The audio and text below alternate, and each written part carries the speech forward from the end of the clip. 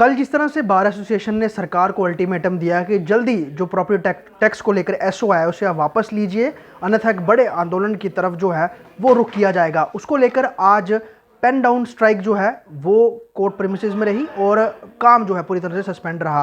मेरे साथ एम के भारद्वाज साहब हैं, president bar association Jammu. Sir, आज असर होता हुआ दिखा, टोटली काम बंद है, तो कहीं ना कहीं सरकार को एक संदेश चला गया है कि कल आपने उनको एक वार्निंग दी थी और आज उससे कहीं ना कहीं उसी बात को लेकर एक शुरुआत कर दी गई है अपनी तरफ से आप लोगों ने। तो आगे अगर सरकार इसको लेकर को जल्दी रुख अपना साफ नहीं करती है तो दोबारा इस तरह के वर्क सस्पेंड कंटिन्यू रहेंगे इसको लेकर? जहाँ तक बार एसोसिएशन का ताल्लुक है, हम लोग सिविल सोसाइटी का एक हिस्सा है।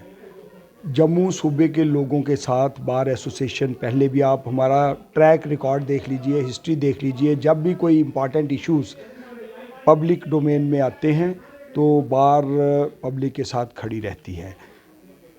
हमने कल प्रेस कॉन्फ्रेंस की, बार के मेंबर्स की ये राय थी कि एक दिन का वर्क सस्पेंड करिए। आज वर्क सस्पेंड है, आप किसी भी एरिया में चले जाइए, कोर्टों में काम जो है नहीं हो रहा है।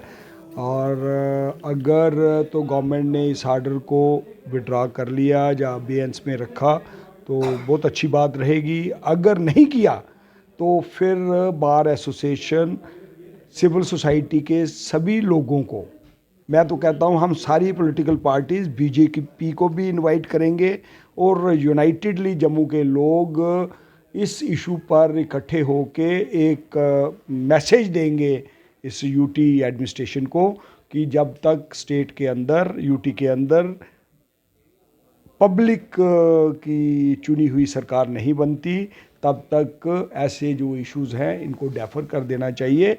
इमीडिएटली इलेक्शन कराइए। हर जगह कंट्री के अंदर, स्टेटों में, यूटियों में इलेक्शंस हो रही हैं, तो हमारी भी इस यूटी के अंदर इलेक्शन होनी चाहिए, स्टेट का स्टेटस रिस्टोर हो, ताकि हम लोग अपने जो फैसले हैं, इलेक्टेड जो लोग हैं, रिप्रेजेंटेटिव्स हैं, वो फैसले कर पाए और स्टेट हमारी जो है वो खुशहाली की तरफ आगे बढ़े। जनता को लेकर इस तरह के जब भी फरमान कोई सुनाए गए हैं, तुरंत उसको लेकर, चाहे वो चैम्बर हो, चाहे उसको लेकर ट्रांसपोर्टर्स हो, बार हो, वो बाहर आती है, सिविल सोसाइटीज़ भी। लेकिन अभी के समय में हम देख रहे हैं इंडिविजुअली सब बोल रहे हैं, लेकिन अभी तक चैम्बर ने कोई खुलकर बात नहीं रखी अपने तौर पे, अपने मंच से, ना ही ट्रांसपोर्टर्स ने रखी है, ना ही किसी और बड़ी सिविल सोसाइटी ने अपने प्लेटफॉर्म से। हालांकि इंडिविजुअल कह रहे हैं, तो क्या लग रहा है किसी न किसी वजह से देरी, या उन पर भी किसी ने अभी प्रेशर डाला जा रहा है कि चुप रहे? नहीं, कल चैम्बर ऑफ कॉमर्स के प्रेसिडेंट मिस्टर अरुण गुप्ता मेरे साथ एक चैनल पे थे, तो जो राय मेरी है, जो हमारे बार की है, सेम राय मुझे गुप्ता साहब की भी लगी। तो मैं समझता हूँ कि जम्मू की सिविल सोसाइटी है वो यूनाइटेड है। मैं समझता हूँ ट्रेडर्स, ये chamber of commerce, different organisation सारे यूनाइटेड हैं, पॉलिटिकल पार्टीज़ भी। अगर ज़रूरत पड़ेगी तो हम इन सब को इनवाइट करेंगे, एक प्लेटफॉर्म पे इनको लाएंगे, इनके साथ इंटरेक्शन करेंगे और यूनाइटेडली हम एक मैसेज जो है वो एडमिनिस्ट्रेशन को देंगे कि इस इशू पे सभी समाज के लोग इकट्ठे हैं, सारी सियासी पार्टियां इकट्ठी हैं और यूनाइटेडली हम इस इशू को फाइट करेंगे। सरकार ने अपने नुमाइंदे उतार दिए हैं धीरे धीरे करके ज़मीन पर, और उनको बोला है कि आप इसको लेकर चर्चा करें, लोगों को समझाइए।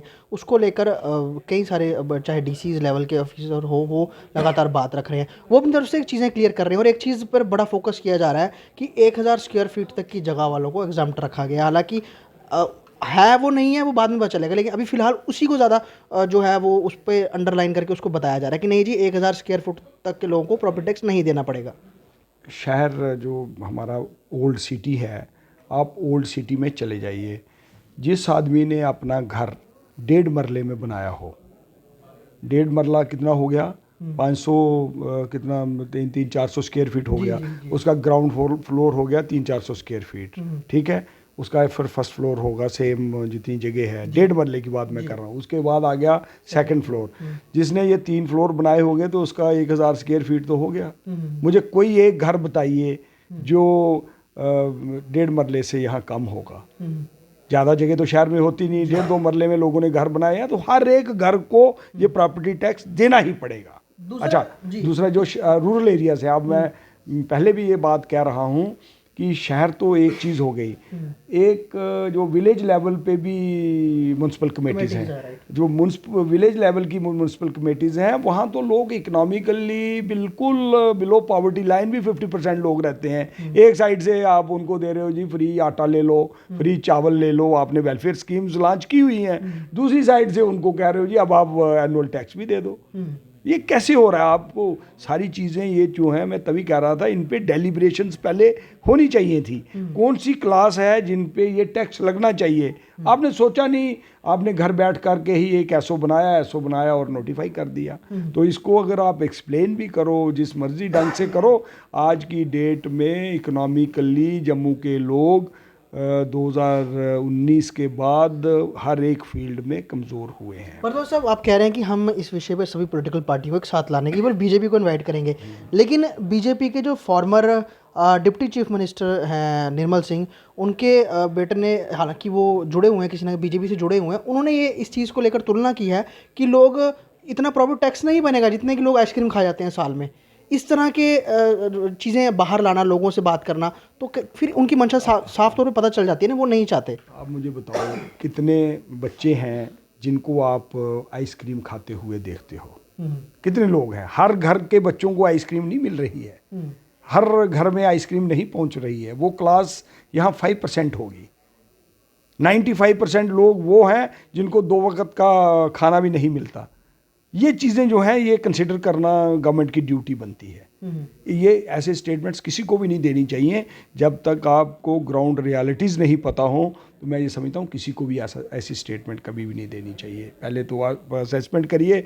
मैंने अभी आपसे पहले मेरे साथ कोई इंटरव्यू कर रहे थे, उनको यही बात बताई कि जैसे एक इलेक्टेड रिप्रेजेंटेटिव है किसी म्यूनसिपल कमेटी का या कॉरपोरेशन का, वो अपने एरिए की एक एक चीज़ को जानता है। उसको पता है कि मेरे मोहल्ले में कितने लोग बिलो पॉवर्टी लाइन हैं, कितने लोग हैं जिनके पास घर नहीं है, कितने लोग हैं जिनके पास रोज़गार नहीं है, कितने लोग हैं जिनको 2 वक्त का खाना पूरा नहीं होता। ये फीडबैक उनसे मिल सकता है।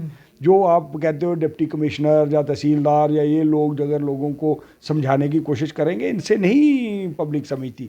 पब्लिक समझेगी जब पब्लिक के नुमाइंदे उनसे बातचीत करें, उनको समझाएं और उनकी राय लें। राय जानने के बाद ऐसी चीज़ों पे फैसले होने चाहिए। धन्यवाद सर। तो साफ तौर पे जिस तरह से आज पेन डाउन स्ट्राइक जो थी वो कोर्ट में ही कामकाज बिल्कुल बंद रहा, लेकिन सरकार इसको लेकर आगे क्या करेगी, क्योंकि धीरे धीरे करके तमाम सोसाइटीज़ जो हैं, तमाम ऑर्गेनाइजेशंस जो हैं सरकार पर प्रेशर बिल्डअप कर रही हैं कि आप अपने इस निर्णय को वापस लें, क्योंकि जम्मू कश्मीर के लोग अब इतने समर्थ नहीं हैं कि वो प्रॉपर्टी टैक्स दे पाएँ। लेकिन सरकार शायद इसको मानने को तैयार नहीं है। इसको लेकर वो अपने तमाम बड़े ऑफिसर्स से जो है लोगों के बीच में जो उनको समझाने का उनको दायित्व और ड्यूटीज़ भी उनको लगातार दे रहे हैं।